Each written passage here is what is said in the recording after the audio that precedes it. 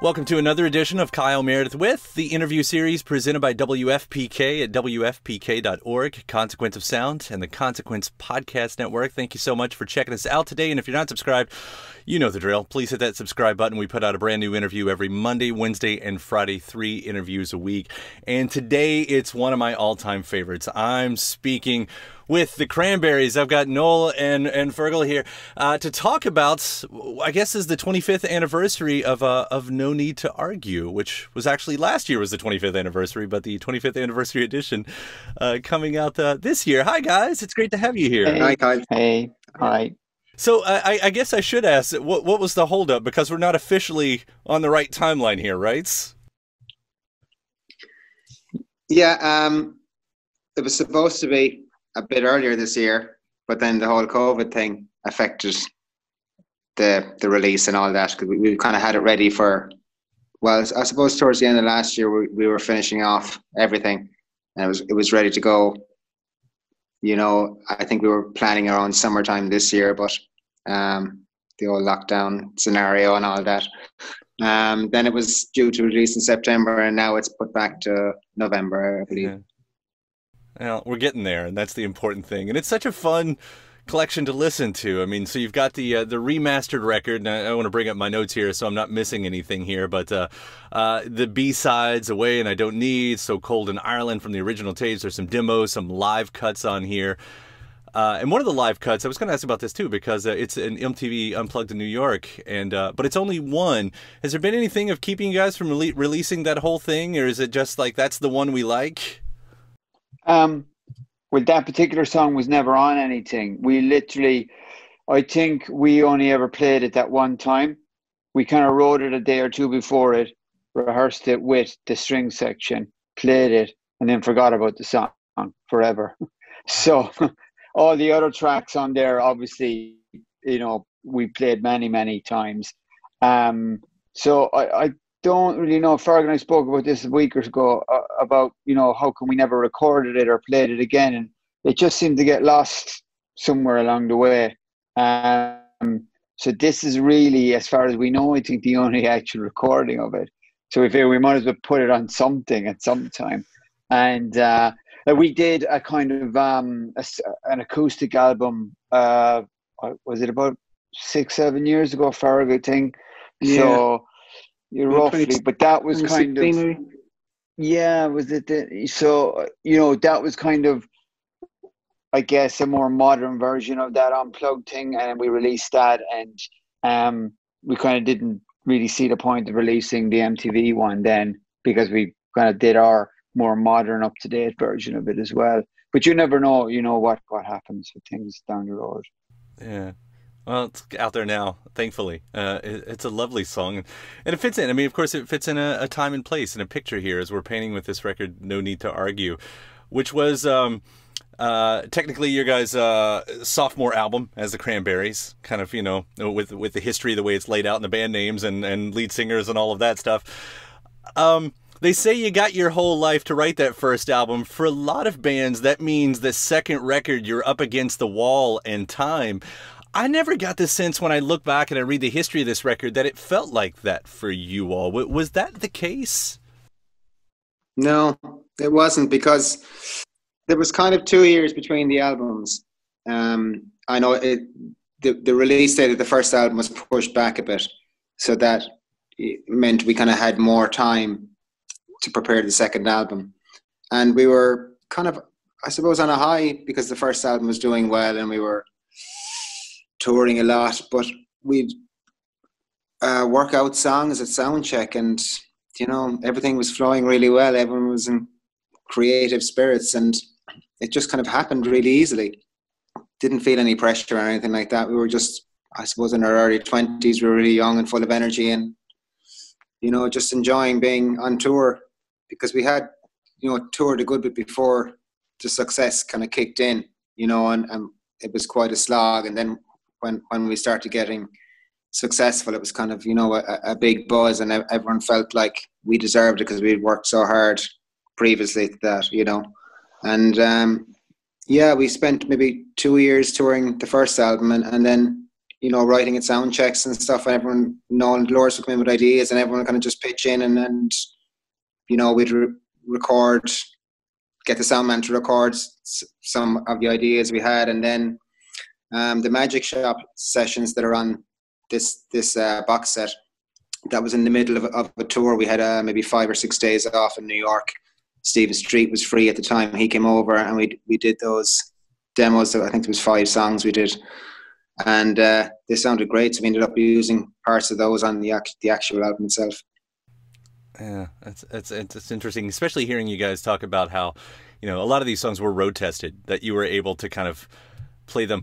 When you put them in front of the crowds back then, were you still working on them? I mean, were, you know, the audience hearing those early versions of the songs that made this, were they hearing what ended up being sort of the final ideas, or was it still a lot of tweaking that went along? It was a work in progress the whole time. There's, I heard when we were getting the stuff ready for the first album, a lot of live stuff started coming up that I hadn't heard before. And there's a really early version of Zombie. And I didn't actually realize how old Zombie was. I heard this, it was one of our kind of earlier gigs. But the lyrics are different. Now, the Zombie part is the same, but the verses. So, you know, there would be things like that, and we'd be kind of getting the feel from each other as well, kind of bouncing, like Ferg would do a push here. So, you know, the band would react to that as time went on, or, you know, might add in something, or so we all, you know, you would kind of look at each other and go, yeah, that works, this doesn't. We had songs that we put into the set that were like a disaster. I mean, no, never again. That was a bad idea. And we just forget about them, you know, or kind of Frankenstein them up and use the verse later on for a chorus and another song and things like that. But I mean, in general, we used to love, you know, we get a new song and just put it in the set that night, even if we don't really know it properly. And some songs like that, like Zombie would have been a perfect example. Straight away, no one really knew the song, but people just went crazy the minute you started playing this. So by the time we went in to do the album, we were probably the tightest we kind of were before or after that, I think, because we had toured so much that we were able to just go through these tracks like really quickly. And we also were in with Stephen again, and that awkwardness of getting to know a producer was gone. So it just kind of, it all clicked very quickly. And definitely that couple of years of touring made a massive difference to us. And we were more confident as well. Yeah. There was a quote you reminded me of, like Tom Petty had said at one point about how bands, you know, when they were coming up and everything, like you had, like, to even get in the studio, your songs had to be ready. They, you know, and so you'd practice them out on the road a lot, you know, to kind of get it there. And of course, that's not so much the case these days. But I like going back and finding that, like, that was a thing, because even once you started the tour for No Need to Argue, once the album was out and you did the tour, you were already road testing the songs for the next record on top of that. Like, when I look back at those set lists, like, I Just Shot John Lennon was on there, and Joe was on there. I mean, yeah, what an interesting way to write, because you're sort of writing it in front of a live audience in that way. Or did it ever feel like that? Yeah, we were just excited because, you know, we'd kind of spend maybe 3 or 4 sound checks going through a new song idea. And we'd be excited about it then, because, you know, when something is new and fresh like that, you're kind of going, oh, great, can't wait to hear the reaction to this one. Like, you know, and the fact that you are playing it live, you're way more focused during a gig than you would be in a rehearsal room. You know, you're extra focused for a gig, and the adrenaline is pumping and all that. So you will play it differently in front of an audience. So that really kind of helped kind of fine tune things, I think, and hone little bits. You know, you'd be, yeah, definitely more focused and more on edge and kind of aware of everything. Yeah. Hearing about how the Zombie did go back that far, though, like, of course, when you read the reviews at the time, every review back in '94 will talk about how it was a much heavier version of the Cranberries than the first record. It's a much darker version of the Cranberries. And I thought for the longest time maybe that was a reaction to what was happening musically in the world post Teen Spirit or something, you know. But I don't know. I guess I don't get that sense in that way. If it kind of traces a little bit back further than that, I mean, did it feel like it to you all? Because again, that seemed to be the critics' thing, like darker, heavier. Did you all get that sense yourselves, though? You know, having been the ones who wrote the songs. Well, that song is definitely,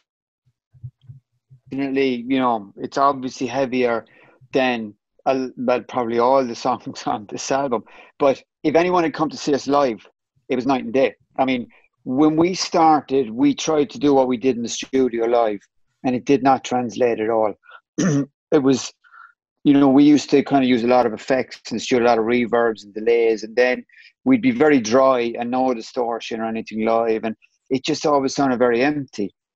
And then it was around the time Doors came in with Zombie, and she goes, you know, we were kind of playing it a certain way, and she's like, oh, it's got to be heavy. It's an angry song. And suddenly, you know, Ferg's playing heavier. I went off, bought a distortion pedal.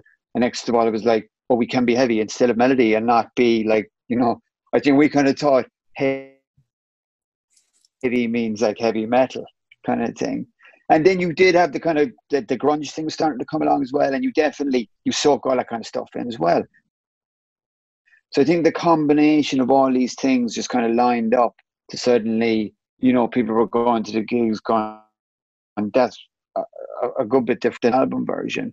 But in some places it was better even. You know, there's songs there that have kind of, I guess, you know, evolved over the years that, like, I think like a song like Ridiculous Thoughts, the album version and the way we would have played it, particularly the last 10 years, they're night and day. It's a completely different song live. It's really heavy, way longer. You know, you do all these things that you can get away with live. I think the album versions suit a studio recording, but it just needed, you know, it needed to be taken to another level live. Yeah. I'll hit on that track one more time too, because Zombie, that's a song that does carry on today. Over 1 billion views on YouTube, as they say. Yeah. That puts you in a small group of artists there. What do you like? I know it's sort of a hard question to answer, but why do you think that is? Is it just that it's a catchy song? Because the flip side of this is she's talking about some very heavy politically, you know, wartime things. What does that say today? Do you find that the song still speaks to today in that way? It seems to be, yeah, even a younger generation has picked up on it, because it's more of a song about the way humans treat each other, you know. That's the core of it. And I think that still goes on in the world. That kind of, those atrocities still happen today, you know, and people can relate to that. And you know, the song is catchy as well, but there's also that meaning that's there, you know. It's like, you know, what are you thinking acting this way, you know, treating people like this? And you know, I think people can still relate to that. It's very relevant. Yeah. To me, that's sort of, I mean, that's the crux of a classic song, of the greatest songs. It's, you know, you can have a song very specific, maybe like when Dylan was singing about Hattie Carroll, you know, but that it's so specific, but it still will speak, you know, to the next year and the next year and today eventually. I find a song like Zombie, for the exact same reasons, Ferg, that you're saying right there, do that. But you know, I also would assume, like, as a songwriter, like you're hoping for that. Yeah, like you don't really think of it when you get a bit, you know, you might get a sequence together and you go, wow.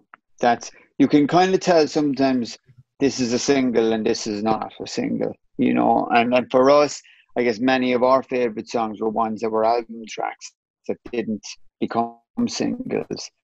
But I mean, we certainly didn't think, like, you know, Zombie and Linger and Dreams, like they were just songs we had.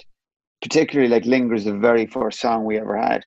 And I mean, we were really young, 18, 19. Your kids, you think, you don't think about what's going on next year. The mind, you know, 30 years time that people are still going to be singing it. But it is, you know, it's a great feeling, and it's what every band or, you know, every artist would hope for. You kind of have to pinch yourself sometimes that you hear it still on the radio, like played with all the other stuff that's on today, and it's just it fits in still. And it's great, and I don't think for us it'll ever really sink in properly. it's just a nice feeling to know that we weren't the only ones that liked what we were doing. You know, that there was a lot of other people that got it as well. It's always an interesting thing, like musicians, maybe more than anyone else. Like you do something great in your teens, as you said, and you're always going to be tied to something that you did in your teens. You're always going to be repeating something that you did.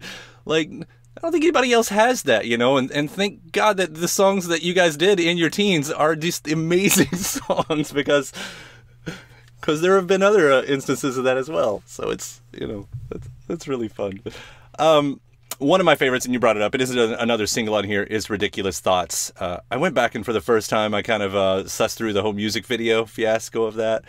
That, you know, there was the original one that you guys weren't exactly happy with, so you sort of Frankensteined it with a live album. I saw the original cut for the first time during the research for this, and I gotta say, well, just what a beautiful video, though. Cool video. Yeah, I'm sure it was different in context at that point, but what was it you guys didn't like about it? Because it's such beautiful pictures that kind of go on through the entire thing. Yeah, it works with the live bits mixed in, I think. You know, with both, it's good. I think it was Laura's maid that wasn't happy initially until we did the live bits cut in with it, and then she kind of, you know, because I think we had been playing that song in the set a lot, and it sounded a lot different live and felt a lot different playing it live. Always, you know, as the song evolved over the years, it got heavier and heavier, and I think she wanted to try and capture some of that live energy in the video. And with baby Elijah Wood there, that's yeah, I know. Yeah, it's crazy. I forgot about that. My daughter was watching Lord of the Rings, and I said, "Oh my God, he's in one of our videos." And then I showed her the video, and she said, "Jesus." That's fun. And I'll hit quickly with the other single too, because I Can't Be With You, you know, and it's video. What stood out with me is I thought, man, back in the 90s, there was so much angel iconography in music videos. Like, if you were going to have a music video, if you're going to have multiple videos, at some point, you're going to have a beat up angel in your video.